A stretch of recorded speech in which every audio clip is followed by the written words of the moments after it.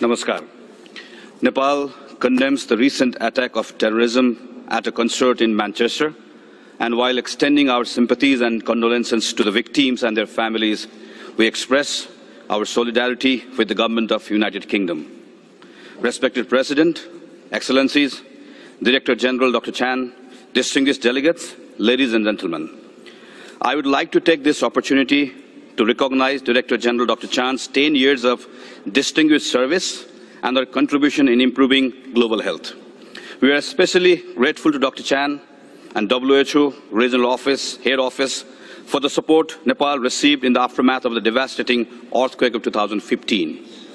I also take this opportunity to welcome and congratulate Dr. Tedros as the new Director General. I am confident that the vision Dr. Tedros carries for the WHO will greatly benefit the humanity. I wish him all the success for his tenure. Respected President, confronted with the emergence and re-emergence of many diseases and health challenges in our time, we have taken meaningful initiatives in international health partnerships and charting the course of global health diplomacy. No longer is health an issue of a single nation state. No longer is health confined to delivering healthcare only. If harnessed effectively through partnerships, positive health outcomes can foster economic progress and promote peace and stability. However, respected President, things are yet to move beyond rhetoric.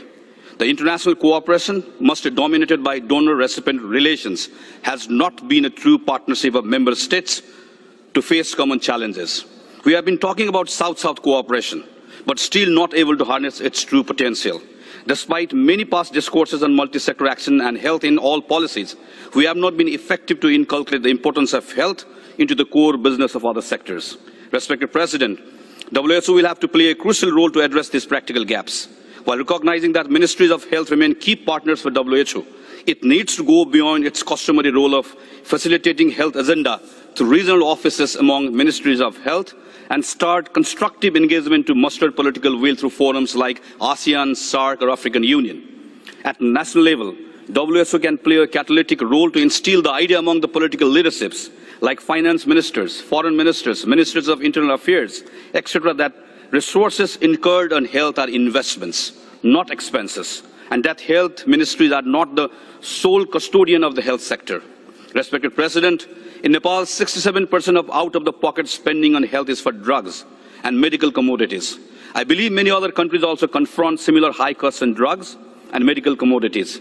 This problem keeps straining our health systems and remains a major hindrance in our path towards universal health coverage. However, we have not done much to alleviate the cost of drugs. For developing countries, the disparity between the rich and the poor to cope with the burden of non-communicable diseases is now breeding new form of health inequities. It is therefore obligatory for us to strengthen primary health care by striking a right balance between investing in community-based approaches and facility-based care, and ensuring linkages between communities and health institutions. Respected President, for countries like ours, meeting the health-related goals and targets of Agenda 2030 for sustainable development means fulfilling the pledge of leaving no one behind. Together, we must break down the barriers that prevent millions around the world to have equitable access to quality health care. For this, we must challenge our conventional thinking and customary ways of doing business. We must explore new avenues of partnerships. We must also walk the talk. Respected President, this is where I believe the new leadership of the WHO will have a crucial role to play.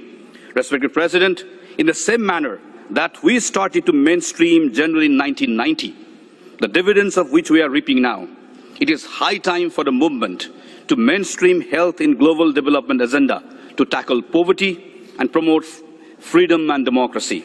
To conclude, let me quote the words of Henry Frederick Amiel, a 19th century Swiss philosopher and a native of this city. In health, there is freedom.